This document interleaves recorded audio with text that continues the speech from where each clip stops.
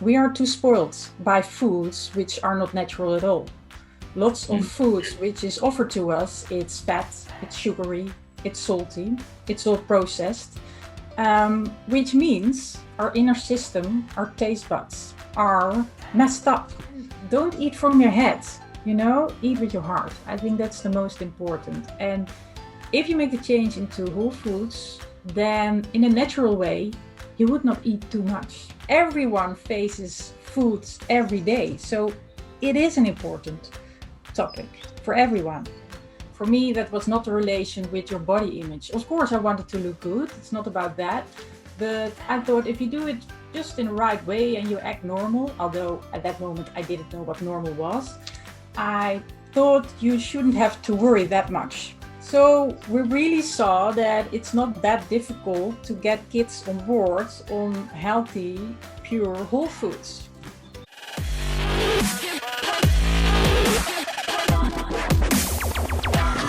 For the future generation, we are going to do a big deal of favor. I have traveled to more than 20 countries across 4 continents in the world. Hello everybody, welcome to SWOW series, the strongest women of world, a global talk show where we celebrate strength and achievements of women from all over the world. Women are achieving extraordinary feats in everything that they choose to pursue. It is time to bring such inspirational stories out in the world so that many more women and girls will choose to find their strength and achieve whatever they wish. Simply put, this show brings the best women in the world to inspire the rest of the women in the world. Bear in mind, this entire show is non-scripted, simply heart to heart. And today's guest is a passionate foodie and an international expert for health and life balance, who traveled all over the world and lived in 4 continents. She struggled with migraine for over 20 years and finally she healed herself after a lot of research. As she realized the secret is in the food, she decided to help that information to many more people out there who are struggling with that. That directed her in creating a visible vegetable garden in Perth and initiated an edible garden in American school in Rio.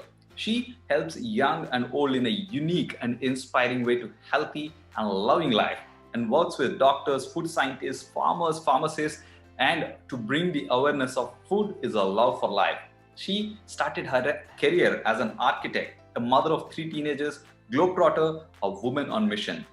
A many hats, one person. Help me to welcome Marieke, an entrepreneur, speaker, and life coach. How are you doing, Marieke? I'm very well. Thank you very much for the introduction. Thanks for inviting me. Very lovely to have you on the show, Marieke. And I just want to ask, right? It's a very common thing that people just get into the health aspect around the marriage, right? When they want to get married, they want to have really, men want to have the 6-pack abs, or, women really want to get that bikini body, especially during the summer. Now, I want to ask, right? You mentioned the food is love for life. Yes, I think so. That's what I experienced in my own food journey. I really got connected to the basic essence of what really food is and what it needs to be to live it in a healthy way and a loving way. And my conclusion in it is food is really love for life, and it's the essence of life. And maybe I can start with where I come from, because that's where it all started, of course. I'm coming from a family with 2 elder sisters, in which food always played an important role. My mom was always stirring the pot, and when we had family or friends over, we were always days beforehand baking cakes and preparing the food. And I really like to help, and of course licking the pans. But in that way, I really experienced that food is a way of showing your hospitality and gratefulness for life. And I really enjoyed that. My father, unfortunately, he passed away, but he's a big inspiration for me. He's a farmer's son, and he was really close to nature. And one of the things I learned from him during my life, that lots of time we try to find the solutions when facing problems beyond ourselves, but most of the time the solutions are close by the problem itself. That was actually my childhood. During puberty, it's funny that you start with the body image, which is lots of time related to the foods. Funny enough, I didn't really make that connection during my life. I've had a lot of friends during my puberty who went on diets and whatsoever, but actually I really never did. I don't know, I think from that moment I always was looking for a kind of love relationship with food, and for me that was not a relation with your body image. Of course I wanted to look good, it's not about that, but I thought if you do it just in the right way and you act normal, although at that moment I didn't know what normal was, I thought you shouldn't have to worry that much. But ironic enough, I faced a really hard time with myself during my puberty, and I used the foods also to numb my feelings. It took a couple of years, don't want to talk too much about it, but it was really a dark time, which I survived, luckily. And from there I met my husband. At a certain moment our eldest son was born and we moved to the United States. And there I faced a culture in which I noticed from, whoa, it's different. We went to Texas, and of course everything is bigger in Texas now. Also the supermarkets, lots of food, every corner they offered paleo, gluten-free, sugar-free, fat-free, whatsoever, and we could taste something. And I thought, okay, that's nice, let's give it a try. The fruits and the meats were colorful and bright and sparkling and whatsoever. So it was all quite impressive and overwhelming. After a couple of years, in the meantime, we had 3 kids. We went to Australia. In Australia is where the magic happens. In those years, I was facing lots of migraines. I suffered from migraines since my childhood. So I was used to it, but actually it was getting worse and worse. I had headaches every day. I had migraines every week. I was taking lots of medicine. I remember one flight from Amsterdam to Perth. I had my worst migraine ever. I was walking with a puke bag in Singapore during the stopover, having my baby on my belly and my 2 toddlers around, and I never wanted to experience that again. So, and my father also faced migraines. So in that way, I really thought it was just part of me and it had to be there. At a certain moment, I met a friend, really good friend, Daniel, and she asked me if I wanted to help her to start a vegetable garden. And the funny thing is, because in those years I was an artist, I was painting and doing lots of creative things, she asked me to design a scarecrow with the kids. So I did. Yeah, I translated it into food. And the challenge in these times, of course, is to make it yummy for the kids, because that's one of the problems we face in these times. We are too spoiled by foods which are not natural at all. Lots of foods which is offered to us, it's fat, it's sugary, it's salty, it's all processed. Which means our inner system, our taste buds are messed up. So to get exposed to healthy foods when eating a lot of processed foods, that might be a challenge. And lots of people would say, oh, I don't like it. And lots of kids do. There are lots of kids who really don't like healthy foods because they get never exposed to it. And it's all destroyed. So that was a challenge. So we started offering all kind of nice recipes with green smoothies, kale pesto, zucchini noodles, beetroot hummus, kale chips, whatsoever. And what was happening there was magic. Kids loved it, and also parents loved it. Lots of kids who also came to us, I would never eat greens at home, but I really like the green smoothie. Can I have another one? Or at a certain moment, we were picking basil, which was growing sky high with all classes. And at a certain moment, there was a contest going on that all kids would eat as much as basil, just raw basil, And even the kids who would never eat green leaves at all, you know. So yeah, it was just pure love. So we really saw that it's not that difficult to get kids on board on healthy, pure whole foods. Wow. I think I've seen this happening with my own kid. So, I mean, majority of the time I realize the way that she eats is pretty much the way I eat, which means if I'm going to eat healthy food, naturally she picks up, right? So Yeah. what is the role of parents, in making these kids really becoming healthy? Because most of the time, these kids, as I see it, they like to have McDonald's, or maybe Yes. they want to jump into what is the Dunkin' Donuts. I'm not against any of them, but as we know, the level of sugar, level of the saturated fats is quite a lot, right? So what do you think the role of parents in getting them exposed to the healthy food? Yeah, that's a question which is asked me lots of times. What can you do as a parent? Because lots of parents are worried. Well, first message I think is don't worry too much. I, for example, come from somewhere and I survived, so don't worry that your kids go through a stage which might be quite challenging. But I think the most important thing you can do as a parent is be an example and practice what you preach. But don't forget the intention with which you do it. Because if you show them that you do it in a loving way, because you love yourself, in a caring way, with a kind of sparkle in your eyes, then the kids will take it. But if you take the anxious part, and that's what society actually does, and that's in which I see a role, that's don't eat sugar, or don't eat fat, or don't eat this, or don't eat that, then you get the anxious part. And that's, if you put not in a sentence, kids will do it. Don't give a platform to the nots and the no's and the don'ts, but just show and offer them how to do it in the right way. And of course, you always will face the McDonald's and whatsoever.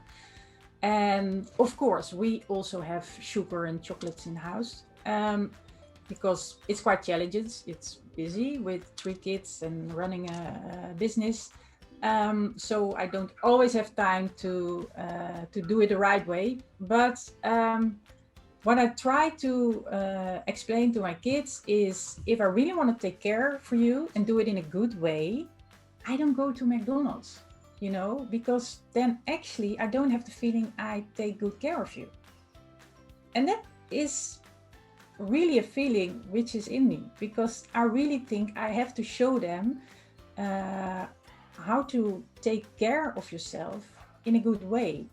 And that's, the respect of the foods, the respect where the food comes from, the respect of the preparation, all things involved. That's not about the sugar or whatsoever, but that's in the way how you treat it. So all aspects around food. Yeah, I see that. But then, in this conversation, you also mentioned something very important about eating out of that kind of emotional thing, right? When we sit in front of, probably it's because of the ads, we sit in front of the Netflix, and when we start watching, we open the chips, or probably we open the beer, or the moment we are out of we get bored, we pick up something to eat. So Yes. what kind of things that you had to go through, or how you think somebody has to overcome if they really want to overcome this kind of habit, just because of bored or getting connected? How do you think people should overcome such habits? Well, I think the French are for me a big example. The French or the Italian or the South Europe people, it's in their culture. They wake up and the first thing in the morning they do in the morning they ask themselves, what's for dinner tonight? And they schedule the day around it. So, which means the process around foods is part of their day.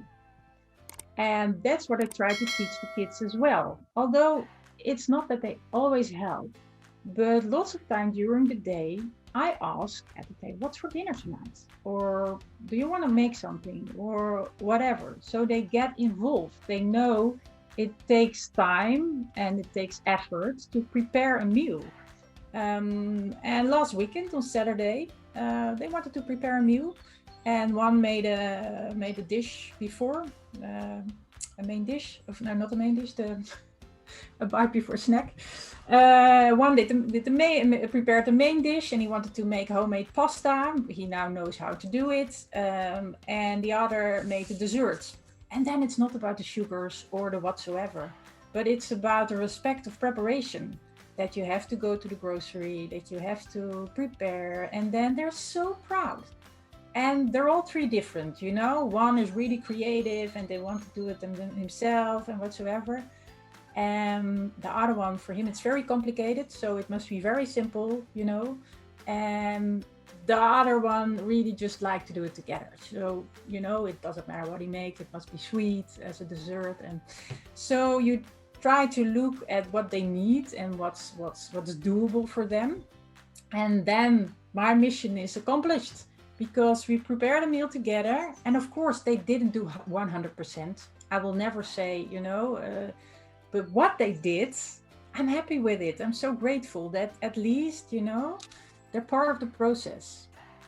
Yeah, so make them part of the process is the key, is right? Yeah, and then about your question about what's at night, the bag of chips. It's actually not only about the bag of chips, but it's what's all happening before. You know, if food is a topic around the day, then the bag of chips won't be that a really big problem. It can happen, but if I have the time, I try to prepare something myself. I bake a cake or whatsoever, and then I know what they like. And then they're satisfied, they like it. Or I try to buy stuff in which I know it's prepared in a right way. I should do it myself or whatsoever. So yeah, I really try to show them food is love for life. And I think that's what's missing in the processed foods. Yeah, I mean, I think you made a very important point here. We are not making food and creating the food or maybe cooking the food as a part of the day. And I was one of the biggest example. I mean, the moment I feel hungry, I want to have the food, which means right from my childhood, nobody has taught me that, yeah, I think food, from the time you have a thought about the food to get onto the plate, it takes time if you want to have the right way, right? So I think that awareness is really, really very important. Now, can you share what you mean by making the food the right way? You know, what do you mean by that?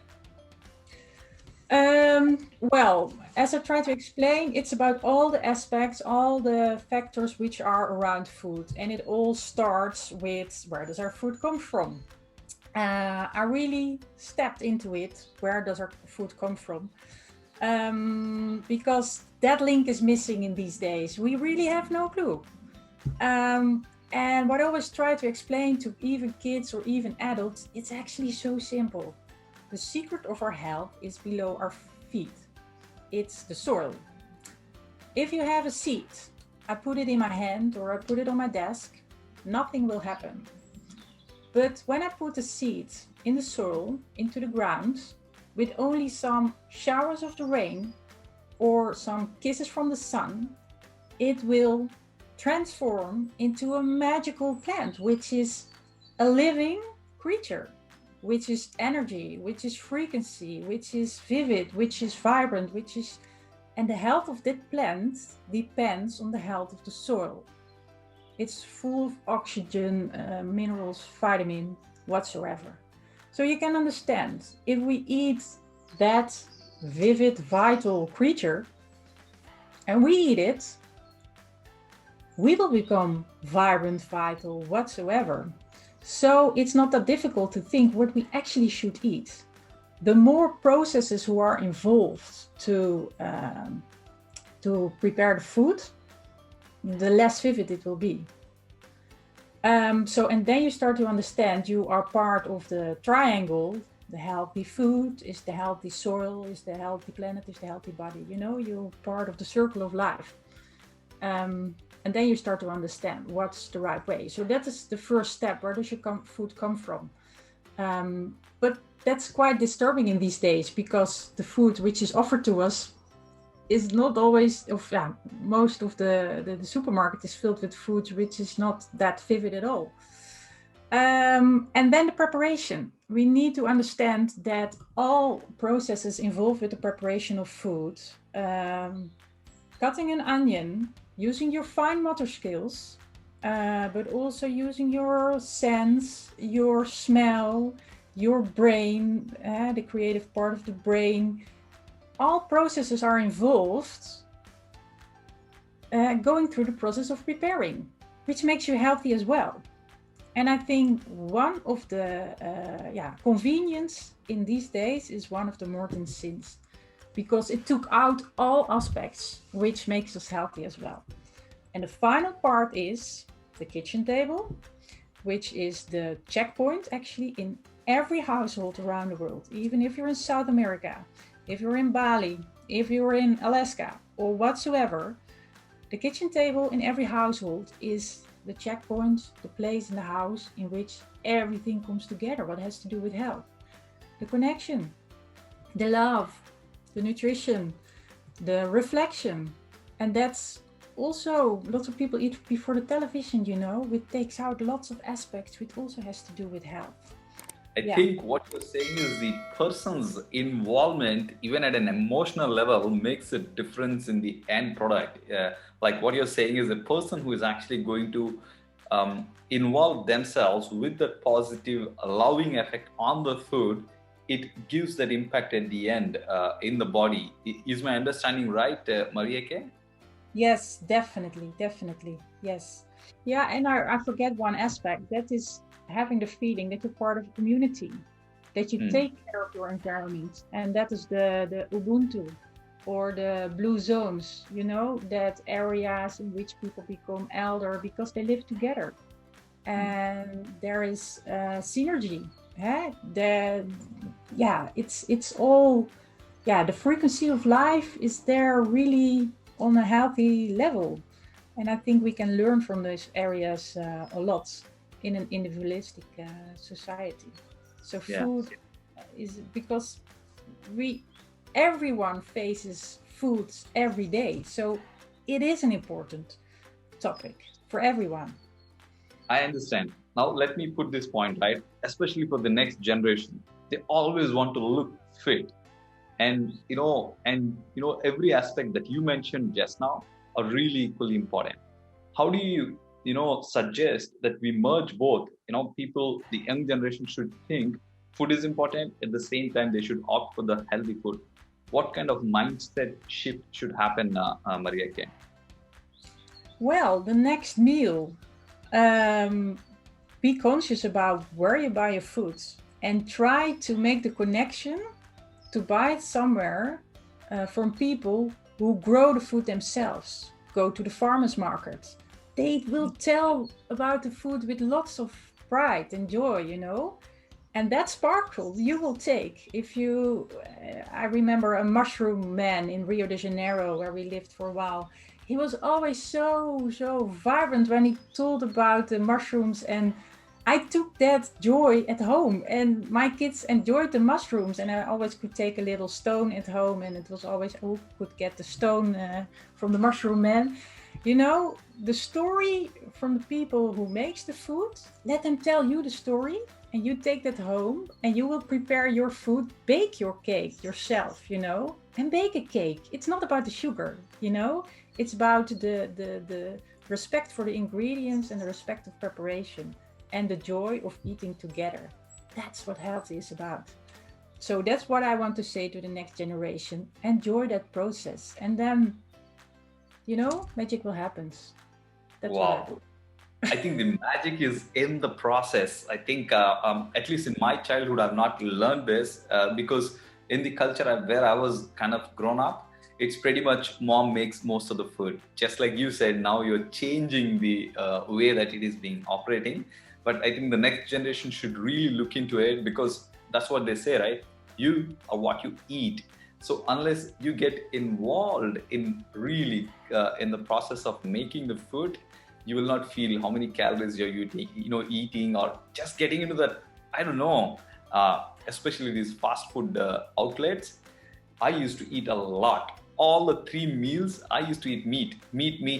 Breakfast, meat and processed meat.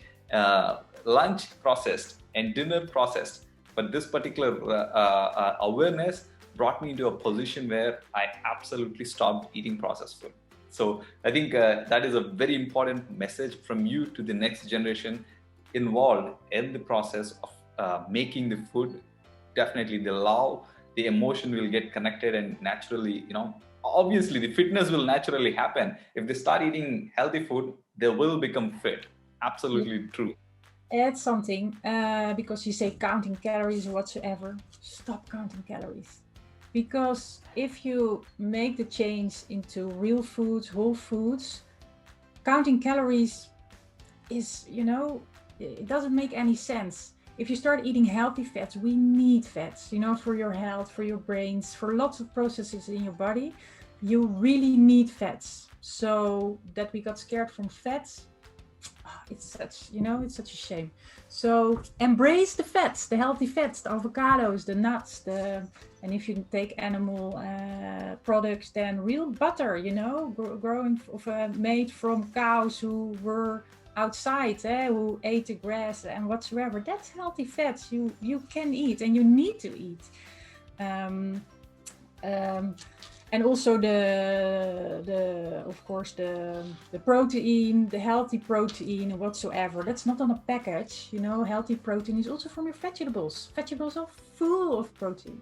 So and don't eat from your head, eat with your heart. I think that's the most important. And if you make the change into whole foods, then in a natural way, you would not eat too much, because the disturbing which you made with all the processed foods disappears, and then your body will communicate with you in a natural way what's good for you and what's not, and what you need. This is very important. What you're saying is start falling in love with the food that you eat, with the process of making food, and stop counting the damn calories, because it doesn't mean anything, because your body needs all those healthy ingredients, whether it is fat, protein, or vitamins. So I think this is something people are really looking forward to take it, and they want to be fit. I think this is the secret ingredient for becoming fit. So I want to say a big thanks to you, Marieke, for really sharing all your experience of really overcoming migraine and having that healthy lifestyle. At the same time, how you can make this sustainable, happy, and healthy lifestyle.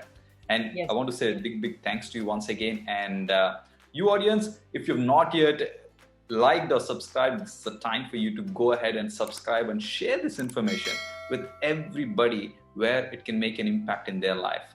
And Marieke and myself, we say a big thanks to you, and I'll see you with another amazing guest next week. But till then, thank you so much and bye-bye. Thank you.